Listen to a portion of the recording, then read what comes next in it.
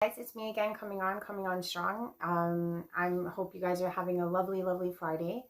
So if you read the title, you kind of know why you're here. And I just want to preface this by saying that this particular video that I'm doing right now is going to talk about how one prevents and fights against and or protects or minimizes any type of spiritual attacks.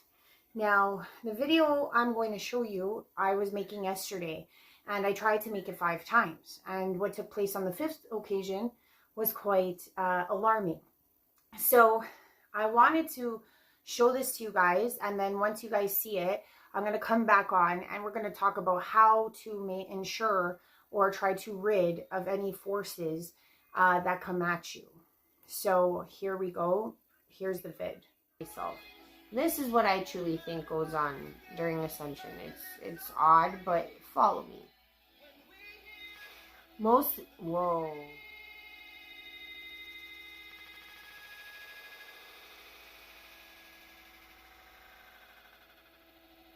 Whoa. I hope you guys saw that. Who was that?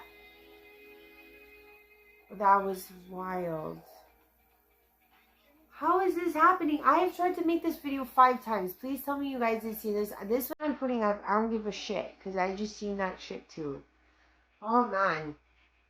That's alright. It's not alright.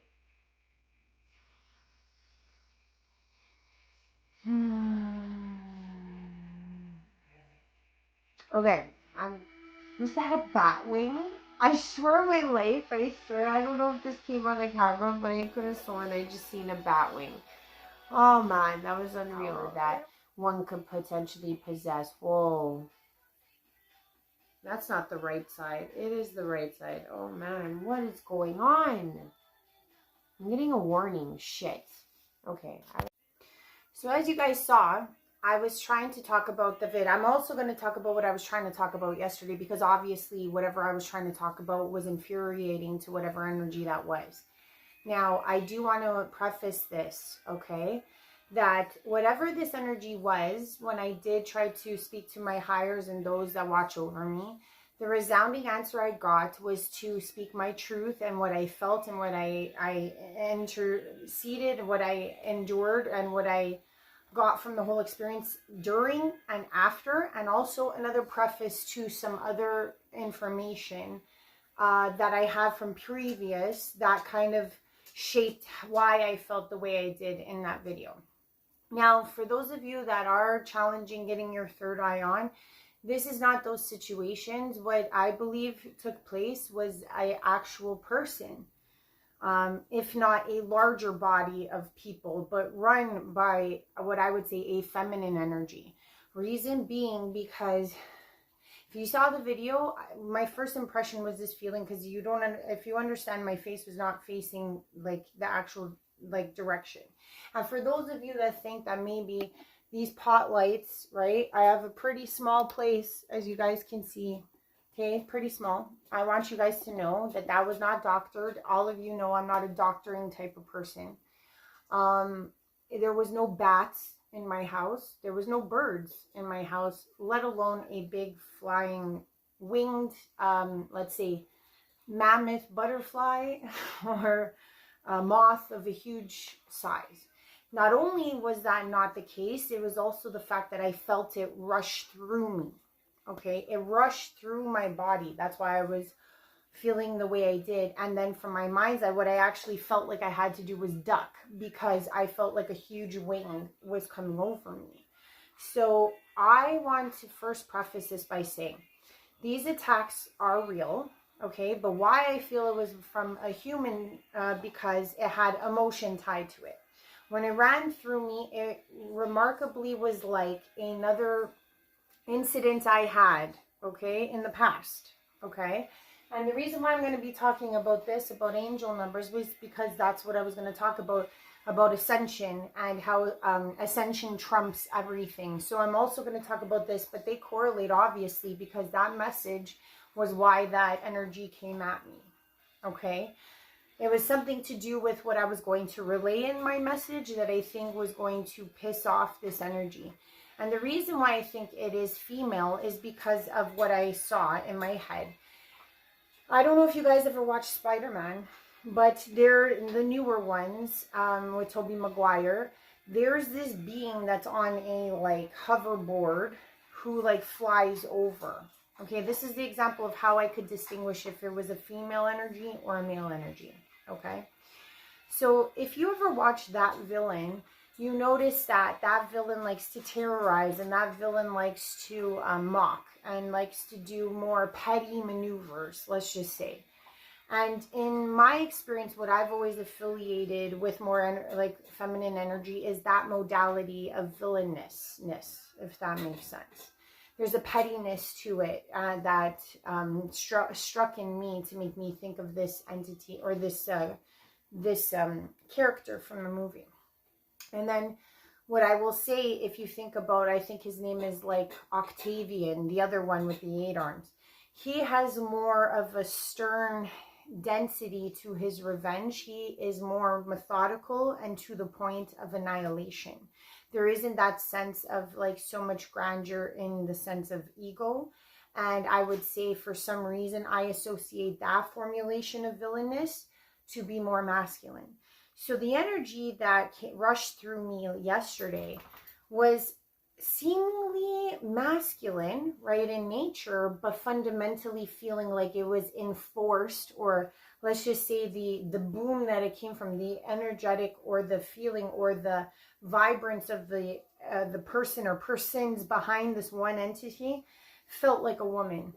So I am going to say this because I was told by my higher and everybody else that I am to say this truth. So fundamentally, I feel like this feminine energy, whoever or whatever it was, is shrouded and cloaking themselves with a male energy that seemingly may not know what this female is up to, but using their energy to put forth waves like this at me.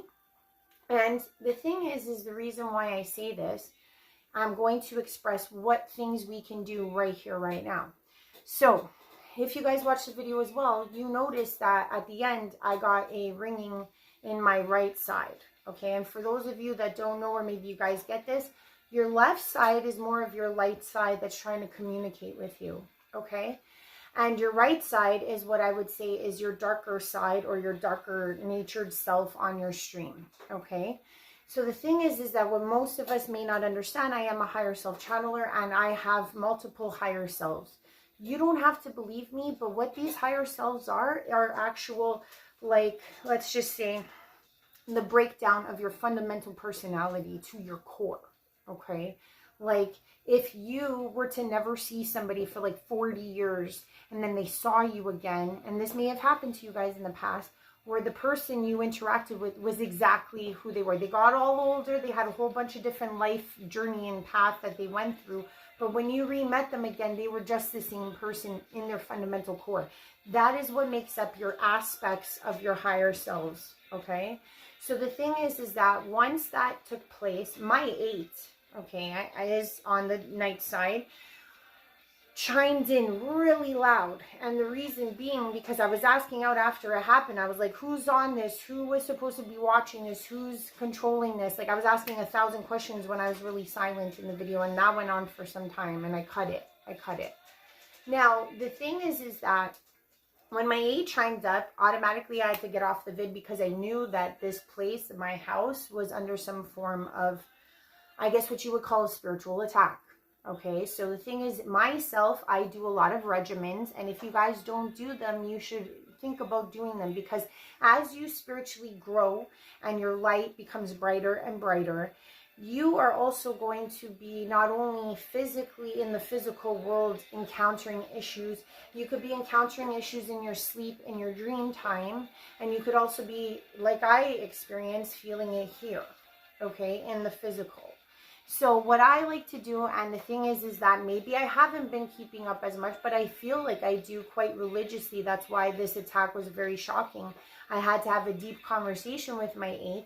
The reason why it was my 8 on my darker side is because I myself, after doing all these other things I'm going to show you, I do an erection and I erect fields around my place. I know that you may not understand what I'm saying, but if you are somebody who visualizes, especially with their third eye as best as, or your mind's eye, let's just put it that way, you can do different erections of force fields around your house.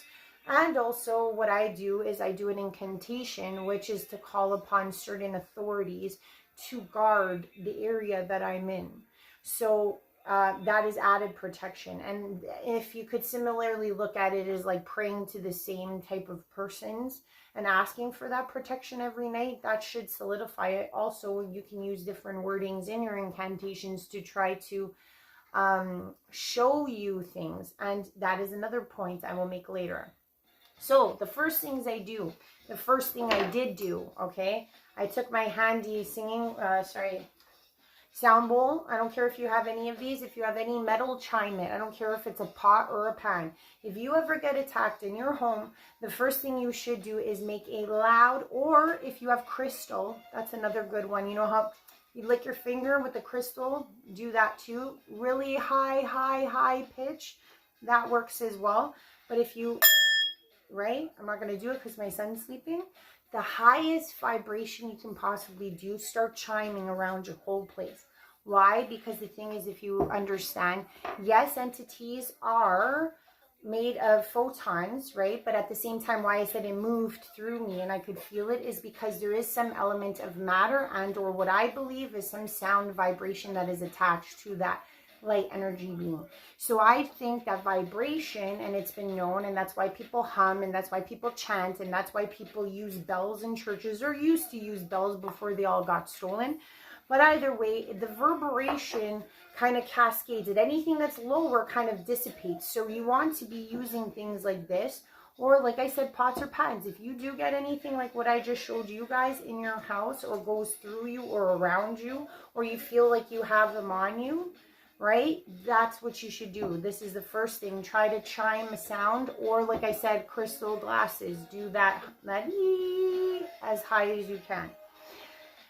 Next on the list is our friend Palo Santo. Palo Santo, which is known as the holy tree, I would say in like Peru, Ecuador, places, South America, the Incas, they use this a lot. It was seen that this holy bark, when lit, would emit, but you have to understand it also has healing properties. Most of these items that you're told to burn have healing properties when they are applied topically, etc. So you have to understand that in its best core element, it is a healing root. So this, if burnt, can also expel negative energies, thought forms, etc. Then we have our good old sage. I do this religiously. I do the Palo Santo maybe once a week, just because you want different, like you don't always want it to be one thing. Sometimes you want different elements. So I use sage as well, but that's my go-to. That's like what I use all the time. And I do it everywhere, all the way to the bottom of my toes, okay? Because the thing is that we are also, like I said, that larger being, right? So being that larger being, you have to imagine that you're not just this one solidified item. There's a whole span around you that is also needing protection. Okay, now, why you see my hair wet, okay? Simply because I do what we call spiritual baths. I do invoke using things like salt when you take I'm not saying Epsom salt. I like to use coarse sea salt. I do not use Himalayan, and I do not recommend Himalayan simply because it will erode and eat through your vinyl tub or porcelain tub, whatever it is. It's so corrosive because it's very...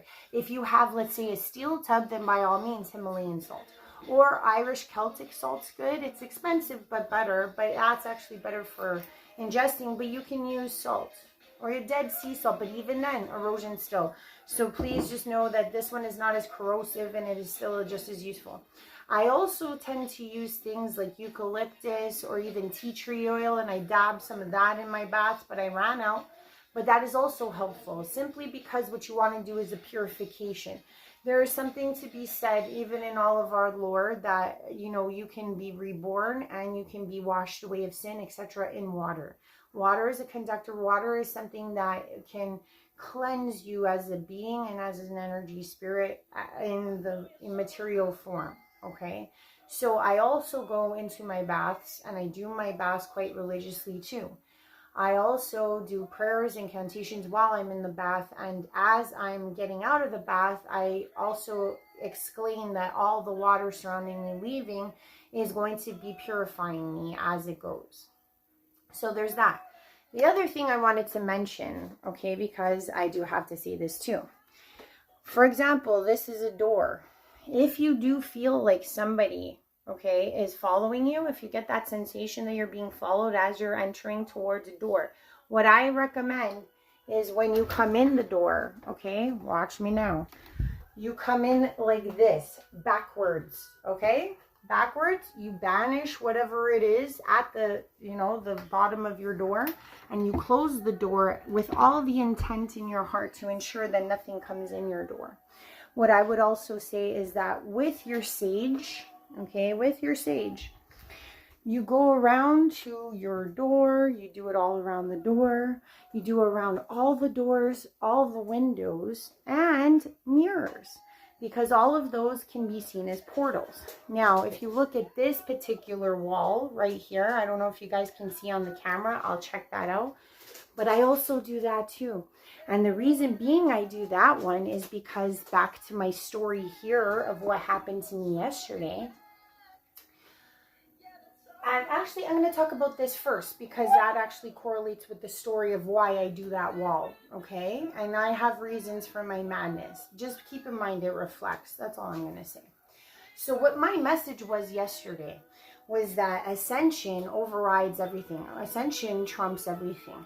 In our lives, as we go through this journey, we realize that a lot of it has to do with relinquishing. A lot of it has to do with giving up on the false version of self that we once were. And as we go on this journey, we will have to give up many, many, many things. Some of the things we may have to give up our family. They could be ways of being, like that, who am I feeling, like at the end of this whole journey, or as you're going through this journey, you end up having to give away that older version of self. Friends, jobs, perhaps, and sometimes when it comes down to even love, okay? Speaking for myself, I have had to give up all of those things. On them, for them, it doesn't matter. At any point in time in your journey, God may be asking you to give up parts of yourself simply and solely so that you can find your love for yourself, your worth, your biggest sense of self in the amounts of all of what you are as an entirety. So what I was going to talk about was angel numbers. Now, please don't get it twisted. Please understand. And if you guys do watch my channel, you see from the beginning of my existence on this journey, angel numbers follow us. Now, some could say, is it that we're mastering sequence? That is one way of looking at it, but it doesn't matter if that's what you're doing. And people can say, oh, maybe you mastered sequences. Perhaps. But what I will say is that what I have noticed with these, because I did have my number 316 that followed me, I understood the fundamentals of what these numbers represented when you see them over and over and over again. You and God in you, the God self in you, before utero came in, and you had life paths, okay? You had timelines. You had different things to achieve, different levels to achieve within one, let's say, one great timeline, okay? So the thing is that maybe when you were slumming like I was, and that means in my previous self, okay, I can say that I barely, if never, saw those numbers. And trust me, when I was low and I felt like I was so disconnected from God, trust me, I would have been searching for every sign I possibly could to feel like I was still connected. So the fact that I never saw these numbers, I'm really well aware of that, okay? Now, the minute that I reconnected, the minute that I came back on to my journey and started this portion of the ascension journey, because maybe the whole journey was the ascension journey, and I'm just separating it because I knew the difference between being connected and disconnected. I had the chance to be on, like you guys are now, then get kicked off because of my failure to love myself enough to reach for God. I actually got to what I would say 333 back then. Okay, so what I will say is my version of what these angel numbers represent on your journey. Every number has a different purpose, but you'll notice that when you get from each level to each level, ones will reveal themselves more often than they do the rest. And that's how you know you've accelerated to the next level, to the next level. People don't like to see our lives kind of like a video game, and maybe we don't have to put it in parameters of a game or a play or whatever, which way you want to see it. What I can say is only speak from my own perspective, my own personality, my own way of thinking and being, and the experience I have within the spiritual world, and mulling through it a little previously in my life and seeing a lot, and also, recommending different things to help everyone else out, because I don't want these things to happen to you. And if they are happening to you too, I hope that what I'm showing you helps. So the 111 start off point is usually when you start seeing 111, you're just getting the message. You're just realizing that something's different. You're like, oh, okay. That's interesting. I'm seeing 111 everywhere. Or maybe you're seeing all of the numbers, but 111 is the one that you see all the time. That means that the message has been relayed. If you want to call it the call, let's call it the call. The call is put out to you. You're getting the call. You're being asked to message back. You're being asked to realize that you're on a mission, that you're on a journey, that you're on a path, a God path, a God-planned path. And you realize that 111 is your trigger number to start off the process of this race, journey, game, play, whatever way you want to put it. Next, this is when you start to accept that you're on a journey. Okay, you'll start to see 222, 222, 222. It's like you went from taking the call to answering the call, and now you're like, okay, I'm walking on the journey. I'm aligned with what my future destiny is going to show me in the meantime, and here I am. So that's what 222 is about. And these, you have to understand, each level goes on as long as it has to, until you understand what the message is of that level, or you've passed the point of the, like, I don't want to say it's a test, because you get a lot of tests, and I would say more so when you do get the main, like, let's say lesson test is by 4. But what I would say is all through these levels that you're going through, you're going to find that there are, like I said, back to the aspects, right, of the higher selves. If you could even imagine that each one of these, right, is a formation of an aspect of you too.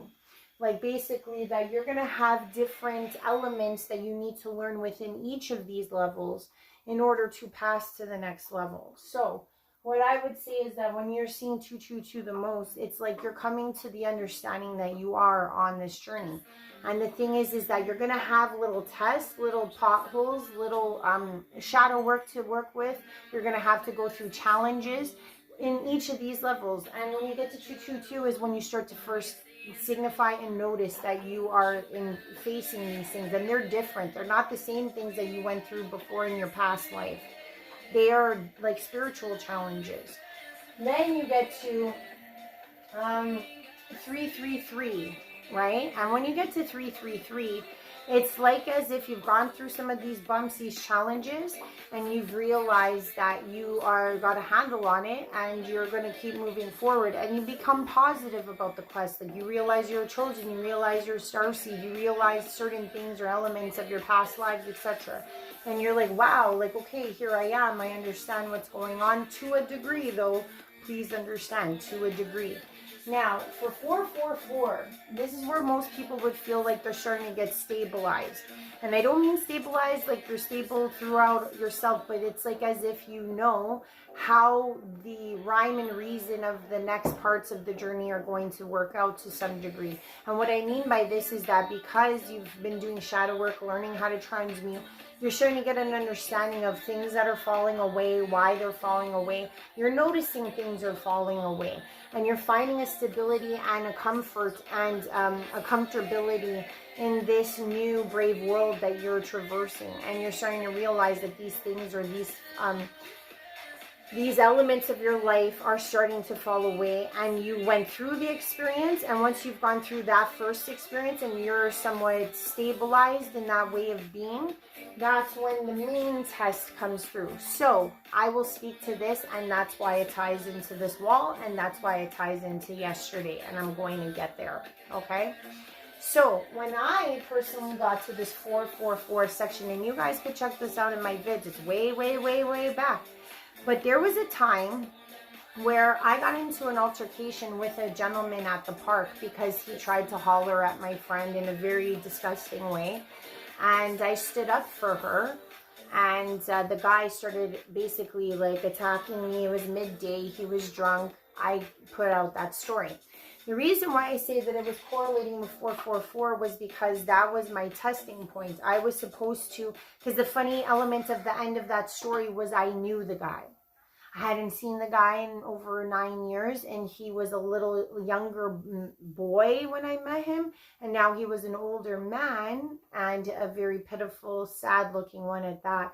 But I did know him because when I ran my kitchen, my last kitchen, he used to work in it. It was really messed up, but what I'm saying is that I was being tested on my ability to work through Yeshua's lessons, where it was to turn the other cheek, to find the kindness, to find... I was going through those tests at that time of like finding my inner peace of who I am as a Christed being, and to treat those and my brothers and sisters in the same respect. And at the same time, that exact same time, literally days after, I was confronted by a Satanist on the streetcar, right in my face, telling me, and I had to profess my love for Jesus and Yeshua once again, and like kind of cast this person and try to tell them, but I did that one correctly, and I did the one with the guy at the park incorrectly. It was like as if I got a wah when I did the one at the park, and then I got a thumbs up for the one on the streetcar. So it was like as if I got the test twice to see if I would fail it again. And if I failed it again, I'd probably get bumped back to 3. Do you get what I'm saying? It's because I didn't learn the lessons. We're going through these lessons through every one of these evolutions. And then the next one is when you pass the 444. The reason why I have a line there, if you guys can see, and I have a line at 1111, there is a rhyme and reason for this. So once I passed that one, I was also going through a very hard time because at that particular time, my ex had just left with that other woman. I was figuring out my way after I had lost my job because I didn't want to get COVID shots. And I basically didn't have any daycare, and I was trying to figure out how I was going to pay off my credit card because I was using it at the time to facilitate the fact that my ex left me with nothing. So I was at a very low point, at least seemingly in the respective world. So when I had these tests of compassion that I was being put, you have to understand, I just came from a very harsh reality to try to snap into this compassionate heart, all through about the heart. So this was a very pivotal level to get to, okay? And at that exact time, why I say that this particular wall is a portal, if you can see, it is reflective, and I found out this. So my son is standing in the kitchen with me, I'm cooking, okay? And my son's a happy-go-lucky kid, and I can tell you this wholeheartedly, and please believe me. My son looked over me, okay? Because I was like kind of crouched down talking to my son. My son looked over me with fear and shrill, like the face that no mother wants to see, like as if the biggest, most hairiest, most scariest monster was coming from behind. And what was behind me was that wall. And I realized at that moment in time that that particular wall could also be a portal because it's reflective enough. And the thing was is that my son screamed, pointing at what was coming through this wall. All I did was cover my son. I shrouded him in my body, and I let the wave rush through me. And what I will say is at that time, I got the image of a woman throwing this energy like she was like, and the person that I thought at that time, because of what I had gone through, was a woman. She had black hair, that much I know. And the other thing too is that I thought it was my ex's sister because she had just been in this house. She had just been with my my ex, they both left this house together. And then at the same time, she was also denying that she was going around everywhere to every bar, every place that my friends hung out with, and bad-mouthing me. So when I saw this envisionment of a woman, because all I saw was the back of her head, like she had a ponytail, and the hair was straight. I will say that. That's all I remember. So I imagined that it was this this woman, because that's what I saw in my head, was this woman like casting out this energy wave of negativity at me. So what I will say is that this particular incident over here, as I was trying to get through this, and I was going to relay how ascension is the most important thing that any of us can grasp, and it doesn't matter what we have to give up in order to satisfy the ascension process. I was just getting into that when this energy came at me once more. And the reason why I say it's the same one, even though it's such a far away amount of time, is because it felt like that again, that same wave, except this time they had maneuvered the wave to look like wings. Okay, and you can do that if you're very, very well proficient with energy casting. Now, the thing that I will say is that when you get to 555, this is what I experienced at 444. So you can see it was quite intense. I had a lot of hatred being thrown at me, but the thing was I was trying to learn how to consolidate myself and try to be understanding of compassion and all these other elements that were basically so hard to really touch at the time of all that hatred. So this was a very important time. When I got to 555, I felt like I was very renewed. I felt very independent. I felt like I was more confident in what I was capable of. And also I was desisting. I was doing enough shadow work that I was finding more of a humility, a humbleness. I wasn't reactive as much. I wasn't ego-driven as much. I would say that I was dissipating with my anger. I would call this time my Care Bear era, between 5 and 8. Between 5 and 8, this is another what I would call, like, it's in a tribe, but I would say like a quadrant because there's 4 of them. But this was my Care Bear time because I was learning how to really go through these emotional, like what I would call the emotional body, if you want to put it that way. Because the thing is like, I feel like this was the pain body. No, what can I say? No, I got that wrong. This was the pain and emotional body, and this was to actually, I would say, move into the spirit. So I'd say like spirit, emotional body, and then this is like the finalization of the I am process, I would say, or at least I would say towards the I am process. I'm not naming these things exactly right, but this is my relation of it. So I felt more independent when I started seeing 555 everywhere.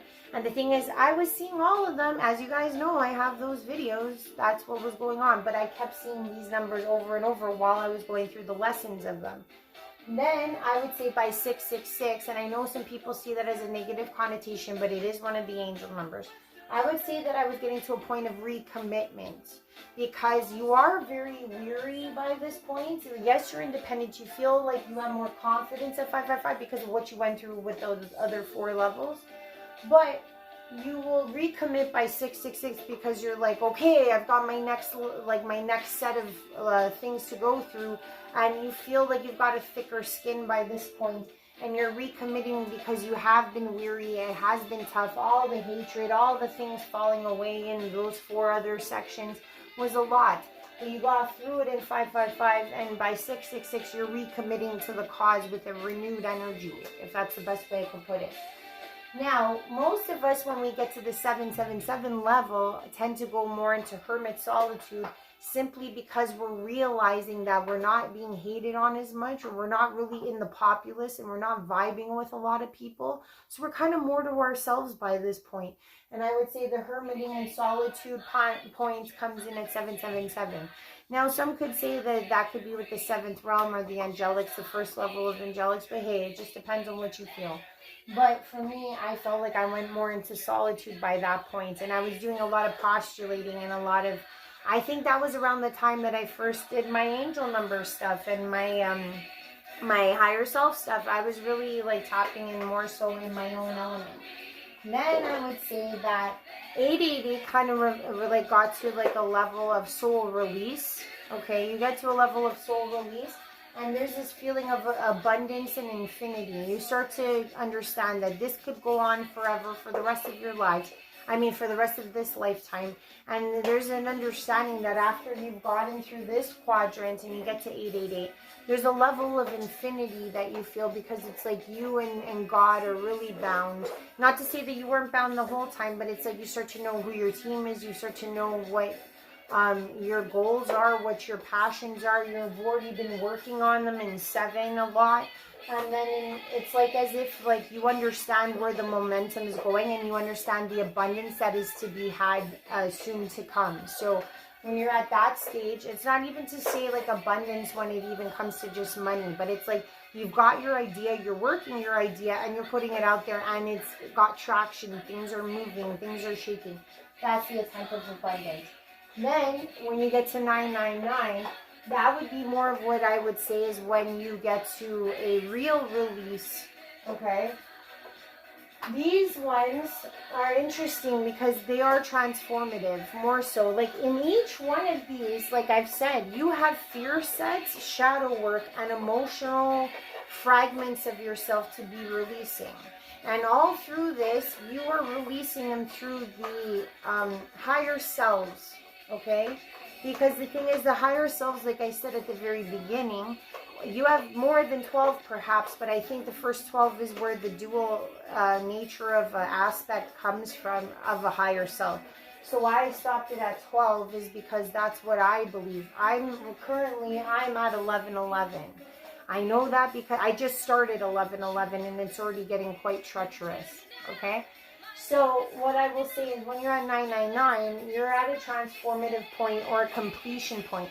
Most likely by 999, you have probably canceled out most of your karma. You've canceled out maybe karmic cycles or closed one.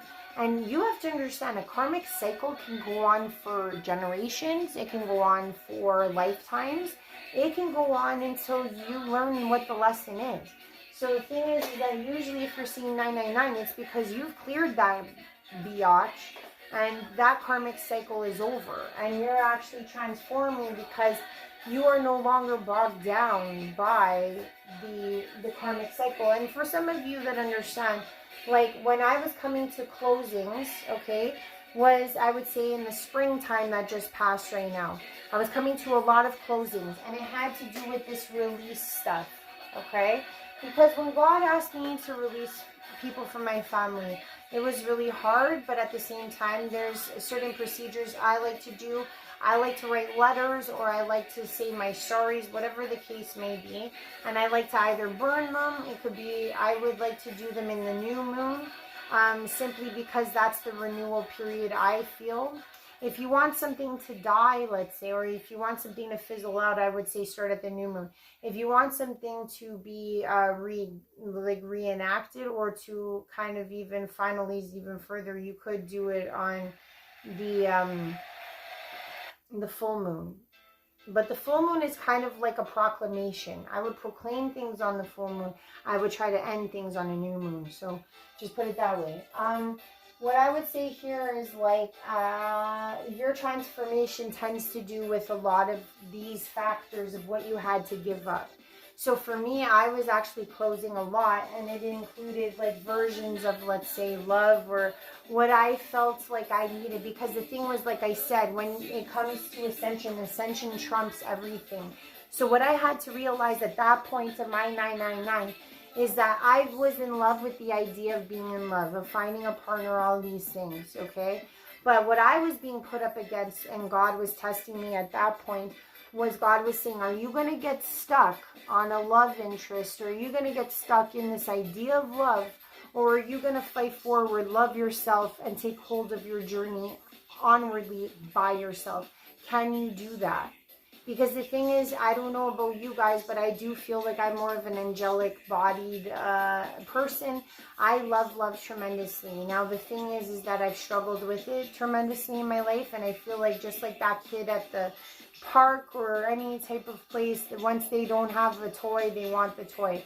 So I guess in a weird way, it was like I was kind of what was I doing at this point? I was sabotaging myself, because I was like, oh no, I can't go on and do everything by myself. Oh no, I can't go on and be this person by myself, right? So the thing was that I was being tested tremendously with all of these elements of release at that time. And the thing was that I had to relinquish every single one of them and go forward knowing full well that I'm putting all of my trust in God, that all of my previous ideas of what should have, could have, would have, should have happened to me, or what I thought I was working towards deep down in my little self, was this like, oh, I want to be in love part of me. And I know this sounds mushy and stuff, but you guys can correlate this in your own way. It could be love of like your old life. It could be love of, let's say, even sex. It could be love of anything, okay? It's what you love the most, let's say. Because the thing is that you're going to be challenged to say, can you choose you over anything else? Can you choose what your mission is over anything that you desire or love? Simply because those are things that you created, okay, in your mind, in the ego, in this world. And the thing is that if you are going to follow your path, and if you are going to really hit this journey on the head, sometimes you're going to be called to do really hard things. And I imagine that in my lifetime, in my journey, I'm going to be asked to be doing a lot harder things. So I had to be okay with releasing that. Because the thing is, when even harder things come in front of me, how am I going to release them? So the thing is like I had to really let go of a lot of things by 999 to close that out, okay? So once you get past that point, it hurts, it sucks. It's like as if, again, like this section where I said a 666, I feel like 1010 is similar to 666 because the recommitment comes. You shed one of the other next layers of yourself, and you're like, okay, I am like peeling off all of these layers. I'm still not totally nude or naked or the lamb, so to speak. I'm not this like innocent, pure thing or pure item yet. Okay, the purification has not been fortified completely by this 1010 point. You're actually renewing yourself again because you're like, oh, I just let go of a lot more stuff, and now I got to see who I am in this phase of my life. That's what I would say 1010 is like. Then what I would say, because you've been doing so much preemptive work, you know how these things quicken. It quickens by these points. I would say 999, 10. You're going through your levels faster by this point. I would even say by like 777, you're getting faster. Like your lessons are being learned if you catch on to what's going on. And then you get to 1111. That's when you become the leader in your own life. That's when you're okay to walk your path. And I don't mean that you have not been walking in your path that entire time. But what I'm saying is that you're actually you're diving into what the next release, the next unraveling of the onion is, the last peels, I guess, of yourself that you need to face. And when you get through that level, then you end up at 1212. Now, people can see that as like when you would meet your twin, when you would find your career, or like your ultimate you, okay, or the love. But I think what it is 1212 is when you meet your ultimate you.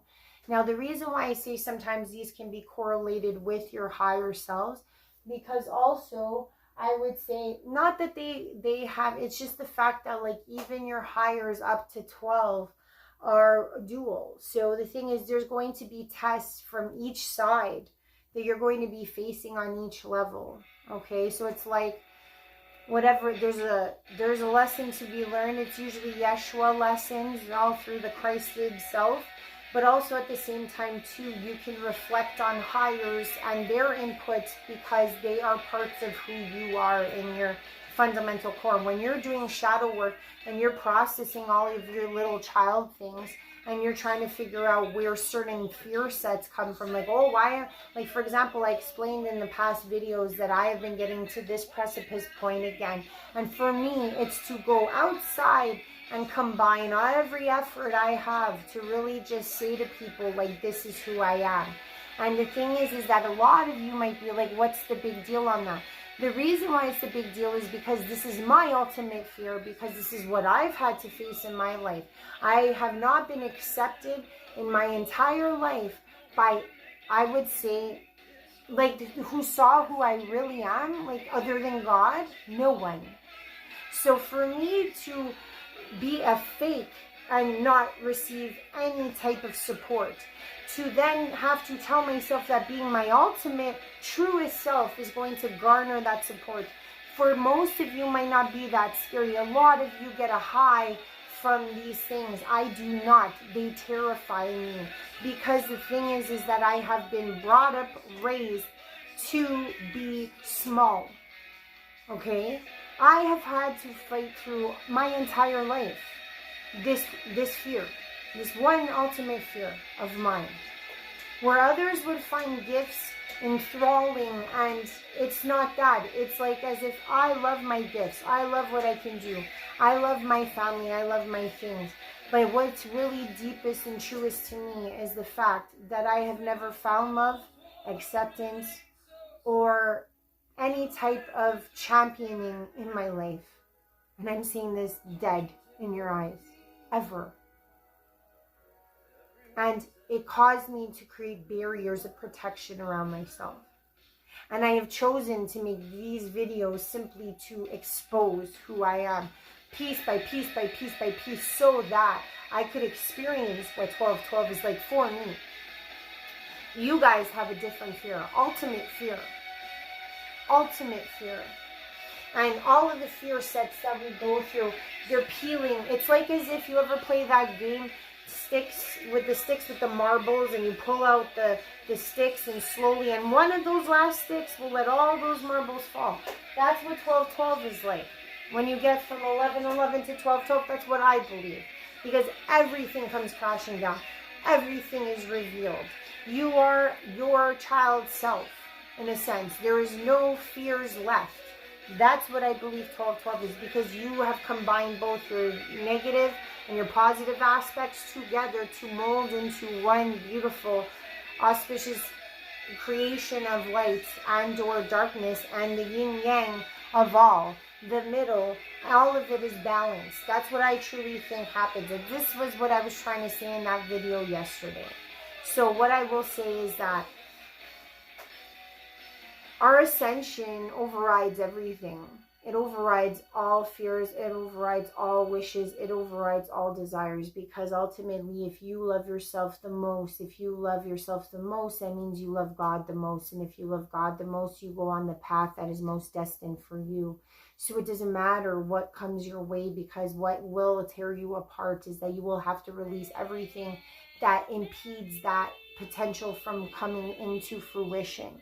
So if, let's say, for example, you're in love with somebody and they distract you and they block you, that is not true love. That is not what you are supposed to be involved in. You're supposed to not. If you're finding that you're too delayed with sexual, enticement, that is not where you're supposed to be. If you're getting carried away with alcohol, drugs, medications to numb, that is not where you're supposed to be at all. I know that this sounds crazy, but the love of others, that's not where you're supposed to be at all. You have to love yourself wholly, fully, to reach 1212.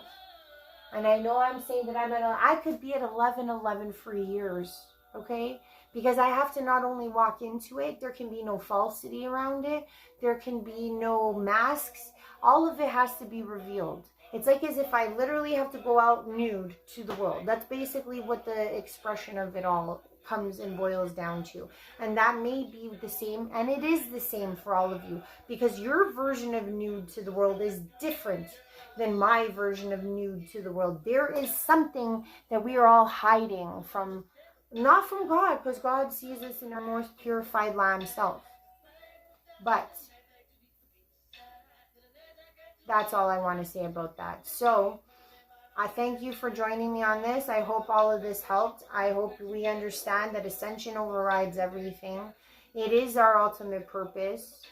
It is what we're here for. And if we're getting distracted by any elements that are not in the highest intent of what our purpose is here, we have to really truly look at that. Because what I've faced, for those of you that saw, I am going to figure out where this energy is coming from. That is my gift. And if any of you have your eyes on, like legit, can actually see, please leave a comment. If you saw something more than what I saw, by all means, please. If you do like what I'm saying, please like, please share, please subscribe. This was like, I guess, like a 911 to people, because I think that if you are also experiencing things like this and actual spiritual warfare that is manifesting in the material, I hope that these things helped, because without my eyes, I can say that all I can do is feel. All I can do is use my mind's eye, and I will explain what this means. Mind's eye is when you think of your imagination, yes. But there is another set of eyes, or eye, which lets you see through this world, meaning you could see all the channels, you could see all of the filaments, okay? If you have your eye, meaning that not only would you have seen the black in the physical of the 3D, you would actually see the body or the energy that was flowing through you, or whatever was projecting it. So if you do have your eye on and you saw what that was, please, by all means, share. Because I do feel like at this time, if you are in these higher elemental places, the enemy or whoever fashions themselves to try to attack you may be coming at you, because they don't want you to succeed. They don't want you to finish the game. They don't want you to ascend.